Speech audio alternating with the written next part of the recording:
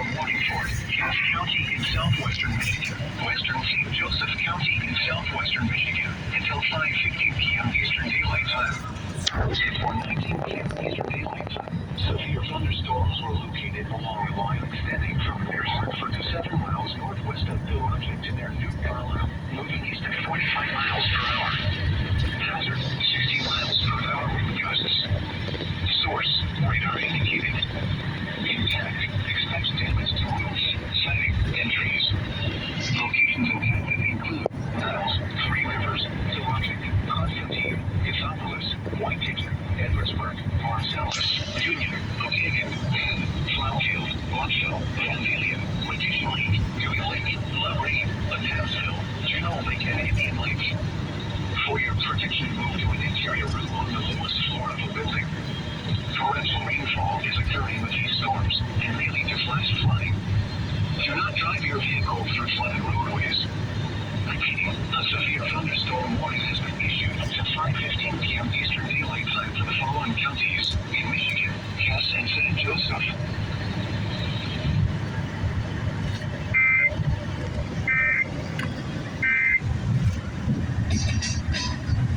Ooh-wee, we're about to get hit. Tuning in to Newstalk 95.3, Michiana's news channel. Once again, I'm your host, Casey Anderson. Johnson is also joining me.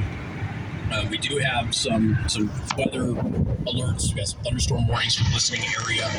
So again, make sure that you are taking the winds are starting to hit. Precautions. I know it's kind of a weird thing to be happening while we're talking about this tragic breaking news. Once again, if you're just tuning in, earlier today, we got word that there was the possibility that there was a fatal accident involving Jackie Walorski. That was confirmed shortly after the show began by the Elkhart County Sheriff's Department. We have 4 fatalities. I made a mistake and an error in the last segment. At the end of the segment, I do apologize. That was because of the earlier release, if you will. It wasn't an official release, but there was no 4th person in the vehicle with Jackie Walorski.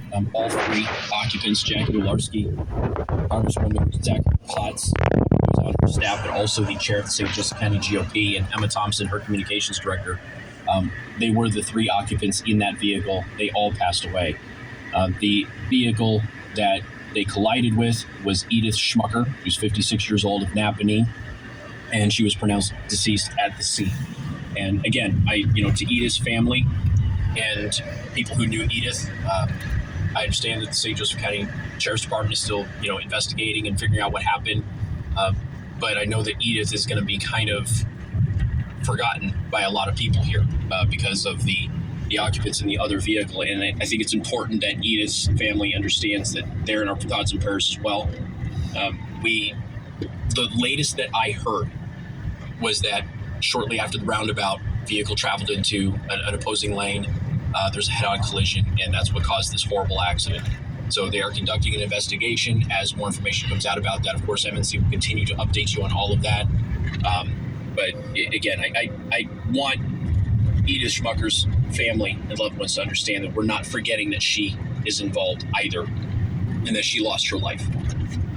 We have a direct connection to Jackie Walorski. We have a direct connection to Zachary Potts. When I told John about this earlier, he immediately reached out to Emma Thompson because that's our contact with Jackie's office. Unfortunately, they were in the vehicle as well. 574-2595-953. That is 2595953 if you would like to call and share your memories of either of the individuals involved in this accident. I did have somebody on the live stream say that Jackie gave the best hugs, and I'll tell you what, that is the truth. Jackie was a strong woman, and she loved to squeeze you when she hugged you. There is no doubt about that. And I know more than one individual who's had knuckles that got hurt when she shook their hands. Right, John? Yeah, I had one of those Walorski bear hugs just a couple of weeks ago here in the studio. Yeah, she didn't play with the handshaking. And when I came, I've been posting about this on social media. Many of you probably don't know, but this is the week of the 11th anniversary of my audition on this radio station. So 11 years ago, I flew out here to audition for MNC. And when I got the job and I came to town, the very first meeting that was set up for me was with Jackie Walorski, who at this time is not a member of Congress, is a narrowly defeated candidate for another race and was going to be running again. And she was doing regular hits on the radio station in the morning show and was really involved in, obviously, the community. It was clear that she was going to gear up and run again. And so, I met Jackie Walorski, and in that meeting, we became good friends. I went to one of her campaign events, which involved, shotguns. Boy, did she love shooting shotguns. And it was one of those things where I looked at her and I said, the time will come where you and I disagree, and I want you to know that I'm going to call you out on it. And she said that she welcomed that. And that time came. And we had a big drag out fight on this show like 5 years ago. And a lot of people felt that Jackie and I had a falling out when that happened. And they kept getting surprised that we would be at events together and we were so friendly. And it's because there was never an issue between us.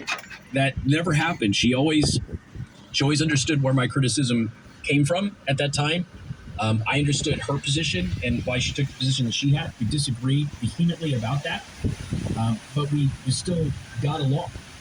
But Jackie Walorski was a larger-than-life character, and I think that if you were at the Lincoln Day dinner here recently, which Zach Potts did an amazing job putting on, where we had Jim Jordan come to town, and Jackie was responsible for getting Jim to town.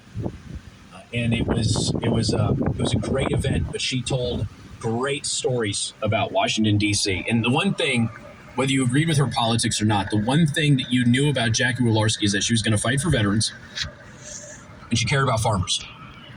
And she would drop the word Hoosier any opportunity that she got to praise people in this state. So even if you disagree with her politics, Jackie Walorski was an advocate for the people of Indiana in promoting them and their goodwill all across the country. There's no doubt about that. To the phone lines we go. Ryan, welcome to the program. Casey, when the very first thing when you said that, I broke down crying, and I'm at work, and I had to go take a break because I couldn't. It was so hard to hear that news and everything she's done for our community. It's so sad. I just can't even comprehend how just 1 minute, one person can be with us, and then the very next minute they're gone. Well, when I got the phone call that it was probably her in that car, there's an immediate disbelief that's associated with that, and I had to kind of take a step back, and I'm like, no, the person calling me is trustworthy. This isn't something that they don't send me things like that. And so I immediately pursued it. And that's when I reached out to Zach. And as I broke down in the air earlier, Zach did not get back to me. That is not something that Zach does. And I had people with the Republican Party contacting me and going, can you get a hold of him? Is this true? What's going on?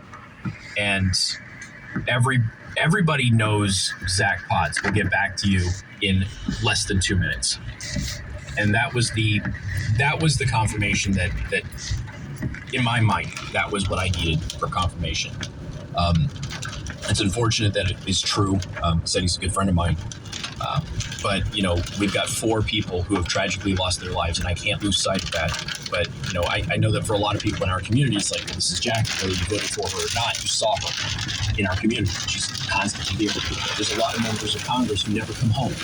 Jackie always comes home. She's always here.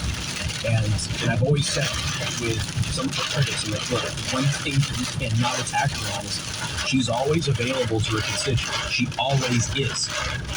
She's always in town. Right. She's always in town. There's always a way for you to get a hold of her.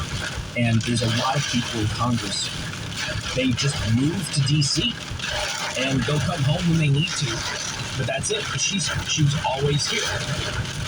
And again, having this tragic situation, she was here in our town with her constituents when she ultimately lost her life.